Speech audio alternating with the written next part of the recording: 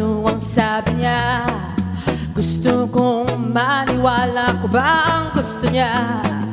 Ikwento mo sa akin kung ano ang tingin niya sa galaw ko at ayos ko. Sino ba ang gusto niya?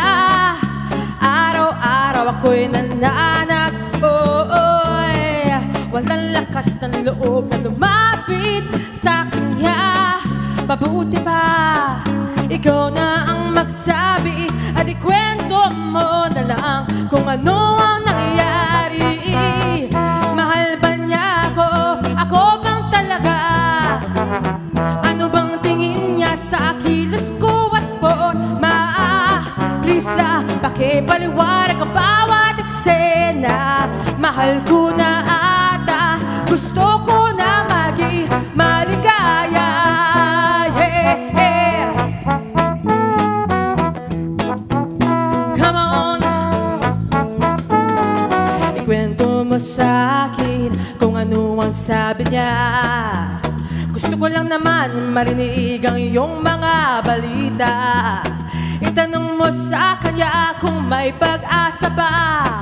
Pag-ibig na wagas na alay sa kanya. Araw-araw ako'y nananag. Walang lakas ng loob na lumapit sa kanya.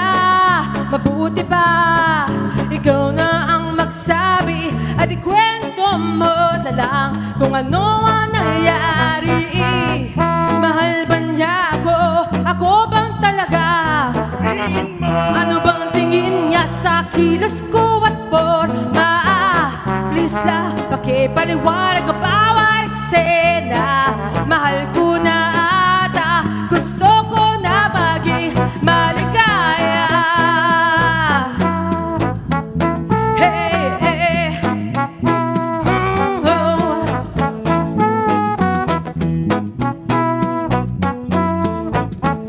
Yeah, yeah.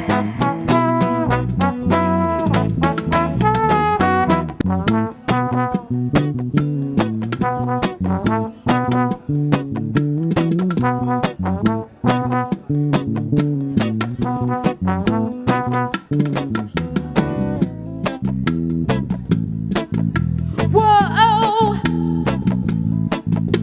whoa, isip ko ay bumabalik sa mga panahon nung tayo ay magkasama pa at iba pa ang mukha ng ating tadhana. Bago ang mundo na inalay mo, tinanggap ko ito ng buo at niyakap ang iyong pagkatao. Linlang, ako'y nabighani sa'yo. Di na natuto ang puso ko. Ngayon ay uulit na naman ako. Linlang, ako'y nabighani sa'yo. Di na natuto ang puso ko. Ngayon ay uulit na naman ako.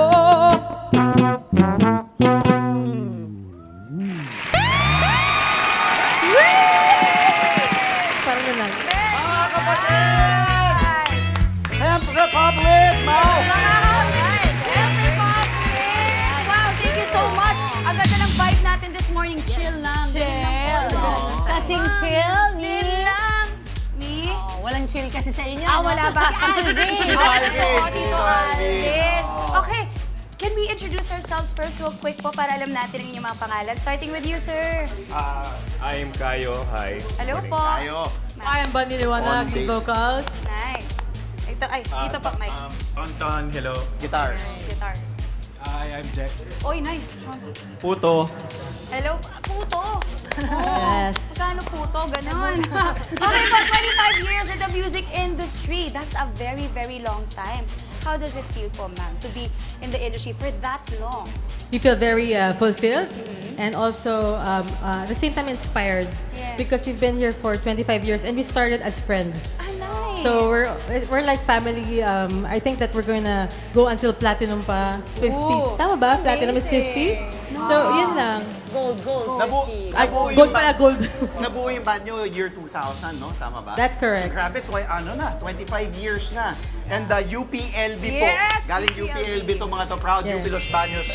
Paano po tingin niyo po nag-evolve yung ating reggae music industry? So, since we started in 2000, iba pa yung eksena before, mga kasama namin before, yung mga Tropical Depression, Brownman Revival, and the reggae scene has evolved right now because there's a lot of reggae bands, Yes. kung napapansin nyo, everywhere, Luzon, Visayas, and Mindanao, and we're just happy that we're celebrating 25 years because we would like to showcase our music to the new generation of Pinoy reggae. So, ayun yung gusto namin mangyari. We want to reach the new audience also. Here, sa mga batang Gen Z na nagre-reggae. Tama. So, marinig na yung brand of reggae that we started in the late 90s, early 2000s. Miss Bonnie, I have a question. Given nga po the category reggae, tingin nyo, meron ba kayong parang dream collab or gustong i-mix Yes. sa sound nyo na talagang, yung alam nyo, like you said, you wanna reach to the Gen Z market, ano tingin nyo? Medyo lalagyan mo ng konting hip-hop or pop? Tingin nyo kaya po yun? Wow, oo. Baka, you mean sa Filipino Yes. OPM scene? Siguro si Beanie. Wow! Reggae Beanie! Ako si Beanie Bunny. But I think the best thing about music, it's really universal. It doesn't know any genre, generation. Lahat yan sabay-sabay. And nice din because the Gen Z generation is actually very welcoming. Diba? No? correct. Ano nito nakakatuwa, no? Pag nakakausap ka naman ng mga medyo mas bata at mga Gen Z naman, sila naman ang gusto ng mga collab, ay syempre, hemp. It's really very, very Legendary na sa cool. industriya. That's right. You have an upcoming show. Tell us more about that and also our album para segue na natin. Yeah, we have our 25th anniversary. Guys, please come to the 70s Bistro tomorrow, March 22. It's just here, malapit lang. So, lahat ng mga reggae fans and lovers, tomorrow it's going to be the launch of our album. It's The Mighty People. We have 6 tracks there. And the one that we played a while ago is just a sneak peek of Din Lang. So, that is our career single. And sana you guys are going to celebrate with us tomorrow for our 25th anniversary. Po ba? Bukas? Yes, it's only 700 and we have limited edition vinyl also. Sa mga vinyl collectors. We're also playing with We're also playing with Brahman Revival, Reggae Mistress, Mistress. Collie Herb, and High Target. Ay, ang ganda. Our comrades in the industry. Yes. Champ, ano pong social media ninyo para po makafollow yung ating mga kapatid sa mga ganap ninyo? Yes, you can follow us at Hemp Rep on Facebook and also Hemp Republic on Instagram. And just follow us on TikTok also and YouTube. Just put there Hemp Republic and yun, let's connect and let's reggae and let's have good vibes. Yay! Thank Unite. you, Miss Bonnie! Once again, mga kapatid, Hemp Republic. Mga kapatid, Dimples Romana po, kumpletuhin ang inyong umaga ng mga kwentong puno ng inspirasyon. Salubungin po ang bawat araw ng may ngiti at pag-asa. Kaya't mag-subscribe na po at mag-follow na sa aming social media pages ng News 5.